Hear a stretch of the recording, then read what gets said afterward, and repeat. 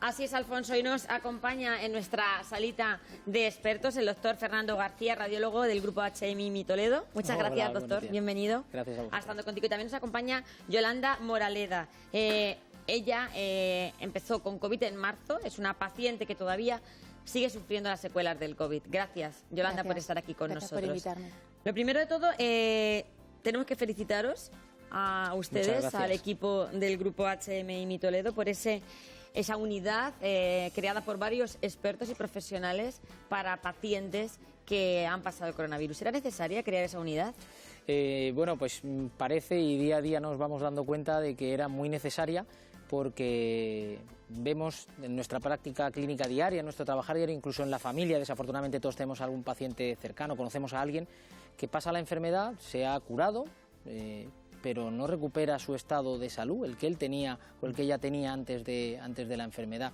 Y es que hemos visto que quedan secuelas que hay que tratar. Claro, y ese asunto vamos a tratar a partir de ahora. Tenemos un testimonio que seguro que les va a venir muy bien también escucharlo. Lo tratamos a partir de ahora en Estando Contigo. Abrimos teléfono 925 28 87 91 o nuestro WhatsApp 660 37 3930 para el testimonio que nos quieran contar. Ese fue el caso de Yolanda. Además de superar un cáncer de mama, también ha superado el coronavirus. Efectivamente. ¿Cómo fue? ¿Cómo ha sido esa experiencia? Pues yo empecé el 17 de marzo por la noche, empecé con mucha fiebre, con muchísima tos, y a la mañana siguiente cuando me levanté, bueno, estuve toda la noche tosiendo, imposible dormir, y cuando me levanté por la mañana pues llamé al trabajo para decir que había estado toda la noche mala, y me dijeron que bueno, que me quedara en casa, que iban a llamar al médico de cabecera, a mi médico de cabecera, para que me llamaran y bueno, que me dijeran a ver qué los pasos a seguir, y me dijeron que me quedara en casa, pues que posiblemente era el COVID. Y bueno, ¿cómo te sentías tú? Pues tenía muchísima tos, estaba con mucha tos, me dolía muchísimo el pecho de tanto ¿Nunca habías toser. tenido esas sensaciones, esos síntomas? O sea, ¿te recordaba alguna gripe que hubieras pasado? No, nunca. ¿Nunca? No, nunca. Es Síntomas mucho diferentes. más fuerte, es bastante más fuerte. De hecho, estuve 3 o 4 días que no podía andar, me dolía mucho en las piernas, era como muscular, me intentaba dar masajes en las piernas y me dolía bastante, no podía tocarme ni las piernas. Estuve con diarrea también, estuve un par de días con diarrea, perdí el gusto y el olfato. Y bueno, la tos tenías todos los síntomas prácticamente que se diagnostican. Bastante, Exacto. sí, bastante. Y eres el ejemplo de que el COVID deja secuelas en personas jóvenes. ¿Pero cuántos años tienes, Yolanda? 45. 45 años. O sea, Sí. en pleno mes de marzo nos contaban que la mayor parte de los afectados eran personas mayores de 65 años, pero tú eres un ejemplo de que había gente joven que lo estaba pasando francamente mal. Sí. Te quedaste en casa 2 meses, ¿verdad? ¿No llegaste Pues estuve mes y medio, a ser sí. hospitalizada? No estuve... en Seguramente el que por las hospital. circunstancias que vivíamos en ese momento Pues en a nuestro ver, país. estuve 2 días, 2 veces a punto de ir a urgencias, porque la verdad que me llamaban todos los días por teléfono y era hablar, respirar y toser, me era incompatible totalmente. Claro, es que yo me imagino que entonces te ibas enterando un poco de los síntomas que tenías y que podía ser por lo que se iba contando o íbamos Por sabiendo internet, poco a poco. por internet Estoy todo. hablando de marzo. Fíjense cómo ha evolucionado todo. A día de hoy ya sabemos que todos estos síntomas son casi sinónimo de la COVID-19. Pero entonces era complicado. Entonces era más complicado, así todo un poco, fue una vorágine de empezar a ver pacientes que tenían una serie de síntomas, los más frecuentes los que ha tenido Yolanda, la fiebre, la tos, una disnea que a lo mejor se diferenciaba más de otros tipos de infecciones en disneas en gente joven, sana, que le falta el aire, o sea, una cosa que no es muy frecuente antes de esta época del COVID, y bueno, pues se está aprendiendo mucho, se va aprendiendo, en general a los pacientes se les va manejando mejor, pero es verdad que esa época fue un poco complicada en los hospitales. Déjeme que le pregunte, porque luego iremos viendo la relación que puede tener otras patologías para que la COVID nos ataque más cercanamente, pero en este caso de Yolanda, que había padecido un cáncer de mama, ¿pudo tener algo que ver que a ella le afectara más todavía o no? Dentro de los factores de riesgo para que una infección por COVID sea moderada o severa está el haber tenido un tumor o tener un tumor activo. ¿Y por qué? ¿Porque tu sistema inmunológico está más débil? En principio se cree que es por eso, que es porque el sistema, nuestro ejército ejército está un poquito comprometido, no está el ejército perfecto. Para combatir... Nuestro ejército, quiere decir, el sistema inmune. Está muy bien explicado, me gusta explicarlo así, ¿verdad? Porque cuando hablamos de los anticuerpos que se quedan, pues es esos soldados que están ahí y que siguen combatiendo. ¿Qué pasa, doctor, y qué pasa, Yolanda? Que al final esos síntomas que tú tenías, esa falta de respiración, si tenemos que traducirlos en una imagen, en una radiografía, vosotros los médicos, a mí que me gusta mucho escucharos, hablabais de que esas radiografías eran totalmente diferentes. O sea, la imagen de los pulmones de una persona que estaba padeciendo el COVID eran distintas. Sí, o sea, son distintas, se parece con mayor gravedad, pero se parece a otras infecciones víricas, pero lo que no eres... Hay un pulmón, además, que tenemos en la mesa. Sí, bueno, aquí hemos traído un esquema de cómo es un pulmón sano. El problema que teníamos es que eran muchísimas radiografías de pacientes relativamente jóvenes con neumonías muy graves, bilaterales, o sea, con mucho daño pulmonar. O sea, una neumonía que afectaba directamente a los dos pulmones, quedaban afectados una vez que el paciente contraía la enfermedad, ¿verdad? La afectación, salvo que se vea muy al principio o muy al final, es bilateral siempre. ¿Y qué se veía, doctor? ¿Qué veían ustedes en el pulmón cuando ustedes analizaban esa radiografía? Nosotros lo que vemos en lo que vemos en la radiografía es que las partes más periféricas, o digamos, esto es un pulmón al que llega el aire por la tráquea, por los bronquios, las partes más periféricas y más bajas del pulmón enseguida se empezaban a ver, lo llamamos, tiene un nombre en medicina, en radiología, que es vidrio deslustrado, empezaba a verse diferente al resto. Eso evolucionaba y acababa haciendo como consolidaciones, como si fueran pequeñas masas, nódulos, que van haciendo que toda esa parte de pulmón no esté funcionando. O sea, que se quedaba como que el pulmón perdía totalmente su funcionalidad. Perdía su función, afortunadamente, de ahí el momento de pasar a la UCI y tener que intubar. Cuando el pulmón ya no puede realizar su función, es cuando tenemos que primero ayudar con la ventilación, o incluso en casos que hacer una ventilación, una máquina que se llama ECMO, que de ventilación extracorpórea, o sea, porque no están funcionando. Esto durante la enfermedad. Seguramente muchos de ustedes lo han padecido y estarán perfectamente familiarizados con lo que estamos contando.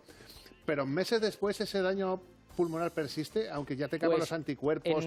Bueno, y por eso también ha nacido esa unidad, evidentemente. Ahora mismo, en nuestra experiencia, 12 semanas después del final de la enfermedad, más del 50% de los pacientes en un TAC o escáner, el mismo nombre, o sea, misma prueba, que hay gente que la conoce como TAC o como escáner, un escáner de pulmón, en más del 50% vemos daño pulmonar todavía. Y estamos hablando de 12 semanas después. Persiste ese daño pulmonar. Yolanda, por ejemplo, vamos a traducirlo en los síntomas que tú tienes. Nos dice el doctor, esa es la imagen que vemos en una radiografía, en una imagen que analizan los expertos. ¿Tú qué sientes tú a la hora, por ejemplo, de hacer tu vida diaria?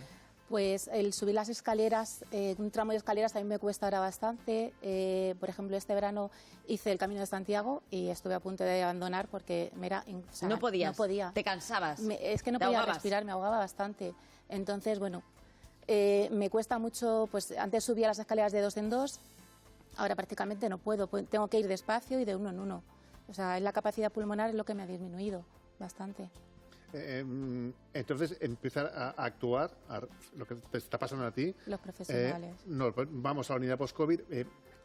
¿Cómo tratan en esa unidad a los enfermos post-COVID? Enfermos post-COVID. Bueno, es una unidad multidisciplinar donde tenemos una médico que se encarga de recibir el paciente cuando solicita nuestro servicio, nuestra ayuda. Y a partir de ahí comienza una valoración de distintas áreas. No es un médico que lo ve y ya está. Nosotros tenemos un equipo conformado por un cardiólogo, porque hay que ver daño miocárdico, también es frecuente, un neurólogo, porque se ha visto que el daño neurológico también es muy frecuente. Estoy yo como radiólogo, que haciendo las pruebas de imagen para ver cómo está el pulmón, y a partir de ahí es cuando ya se puede empezar a definir un tratamiento. Se trata de un tratamiento individualizado a cada paciente, porque es verdad que hay tantos tratamientos como pacientes, porque no vemos dos iguales, cada uno tiene unas secuelas diferentes. Por ejemplo, nos llamaba ahora mismo una espectadora, Vicenta, desde Villarrubia de los Ojos, su hijo con 35 años, todavía estuvo 15 días hospitalizado con el COVID y todavía tiene esa sensación de fatiga. 35 años, ¿eh? En general, la disnea con un tratamiento de fisioterapia respiratoria. Dentro de nuestro equipo de fisioterapeutas tenemos a Jessica, una fisioterapeuta respiratoria, y la gran mayoría de pacientes, y aquí tenemos un ejemplo, mejoran significativamente con esa fisioterapia su sensación, su capacidad pulmonar y por tanto su sensación de falta de aire. ¿Y qué consisten esos ejercicios que hacéis? Son todos respiratorios, son ejercicios todos pulmonares. En el centro te enseñan a hacer esos ejercicios, a respirar, y la verdad a mí me está yendo bastante bien. ¿Te encuentras mejor? Sí, Si ya esas escaleras las subes mejor. Sí. Qué bien. Bastante, Qué buena esperanza para mucha gente que nos está viendo. Esos problemas pulmonares, pero algunas secuelas también son neurológicas. Hay secuelas, ¿Qué síntomas ven ustedes ahí? La principal secuela neurológica que vemos es la debilidad, o sea, una debilidad muscular global, o sea, no solo que influye también mucho en la falta de aire. La falta de aire no solo la podemos achacar a la parte de pulmón que todavía no está funcionando, sino a una debilidad de los músculos respiratorios, y esa debilidad también afecta al resto del organismo. Bueno, y fíjese que hoy se conmemora, hoy 28 de octubre, el Día Mundial del Ictus, ¿verdad? Y mucha gente se pregunta, o todavía nos preguntamos casi todos, si hay alguna relación, o se está estudiando una posible relación entre la COVID-19 y un posterior ictus o... La hay, está ya demostrada por muchos estudios. La infección por coronavirus produce estados de, técnicamente se llama hipercoagulabilidad sanguínea, la sangre se vuelve más espesa y favorece la formación de microtrombos o trombos que hagan ictus. Incluso una persona que haya tenido un ictus previo, que haya tenido esa tendencia a formar esos coágulos, puede tener más posibilidades. Me temo que en esa persona el riesgo es mayor. El riesgo es mayor. De ahí que sean consideradas esas personas de más riesgo, ¿verdad que sí? De mayor riesgo, sí. Se está viendo también en algún paciente joven y sano, pero esta complicación, como las demás, se asocian mucho pues a la edad, a la hipertensión, a ciertas patologías de base, diabetes, patologías de base. Que pueden provocar que todavía enfermedades de base que pueden sean mayores. Síntomas neurológicos, estábamos hablando de síntomas respiratorios, pero también nuestro corazón, y eso nos lo ha contado muchas veces el doctor Padial aquí, también tiene secuelas.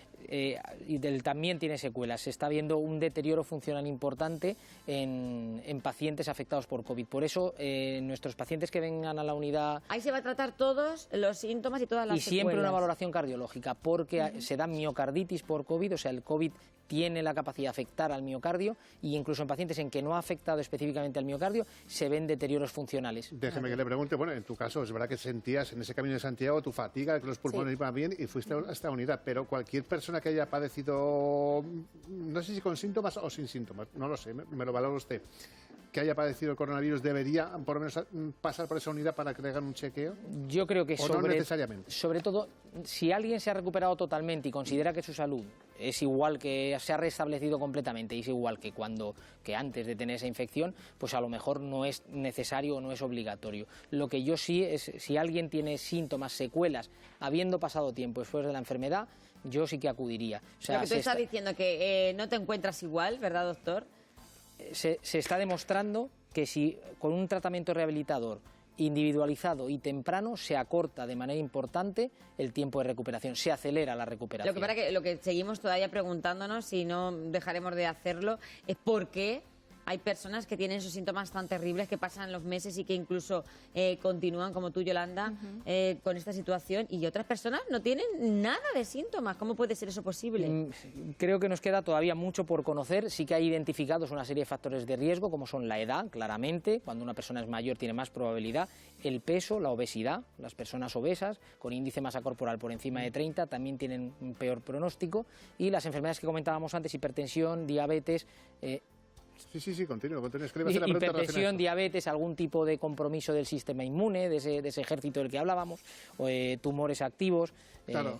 Pero luego hay gente que a lo mejor, personas mayores de 90 y tantos años, tengo el caso de mi abuela tiene 90 y tantos años, está en la residencia, tiene hipertensión, diabetes, no sé cuántas cosas más, le han hecho la prueba y es positivo y no ha tenido síntomas nunca, o lo ha pasado el COVID. Y dice, pero ¿cómo puede ser eso posible, Virgen de Rus? Y lo contrario, es poco frecuente, pero es posible. Lo contrario, paciente de 30 y pocos años, perfectamente sano, que tiene un COVID dramático, un COVID de ingreso en UCI, mucho tiempo y mala evolución, pero todavía no sabemos. En este sentido, déjeme que le pregunte que, bueno, hemos escuchado muchas patologías que pueden tener relación con el coronavirus, pero la más reciente, o que hemos leído en la prensa esta semana, es la posible relación que hay entre el hígado graso y tener más acceso a la enfermedad, o no tiene nada que ver? Yo no tengo claro si es que tener un hígado graso hace que el COVID tenga posibilidad de ser más grave, sino que el hecho de tener un hígado graso que se asocia a la obesidad, al sobrepeso y obesidad, eso sí que sabemos que influye en la mala evolución, en una peor evolución del COVID.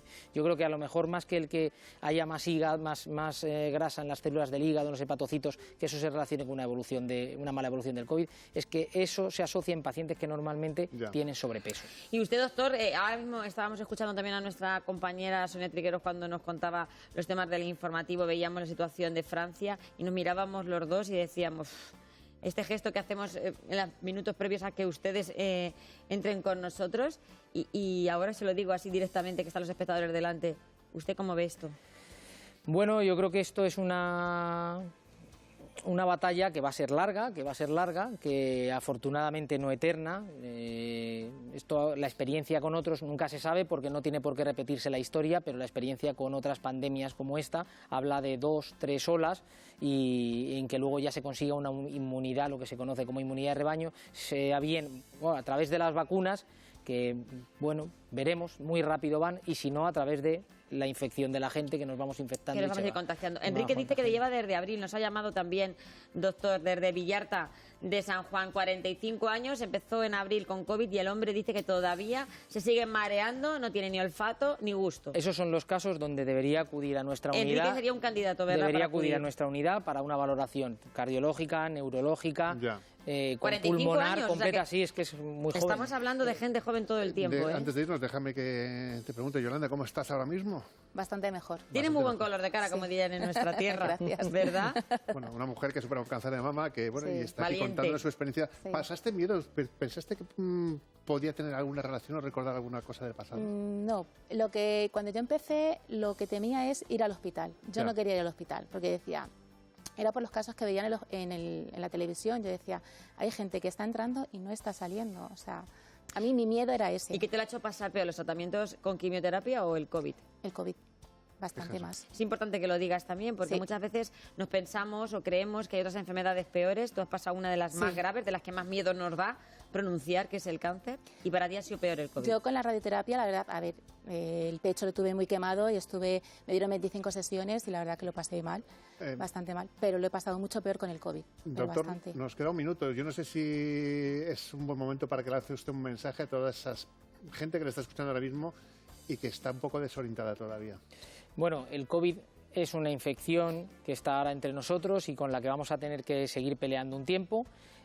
Los números están ahí, hay que tenerle respeto, no hay que tenerle miedo, los números están ahí, la mayoría de la gente que tiene COVID se cura y la mayoría de la gente no va a tener secuelas importantes, pero hay que tenerle respeto, hay que cuidarse, cumplir las normas, intentar no infectarnos, que es lo mejor, porque así seguro que no acabamos con secuelas, y para aquel que lo tiene, pues tranquilidad, poco a poco, la mayoría de casos van bien, y si luego queda alguna secuela, lo mejor empezar el tratamiento rehabilitador cuanto antes. Bueno, pues muchísimas gracias, de verdad. Sí. Un placer. Ha estado con nosotros el doctor Fernando García, radiólogo del grupo HMI Toledo. Ya sabemos que existe esa unidad donde después nos van a poder seguir curando. El ejemplo es Yolanda Moraleda, paciente que ha superado el COVID. Y gracias de verdad por contarnos tu testimonio. Gracias, un placer y enhorabuena Muchas gracias. por esa unidad. Bueno.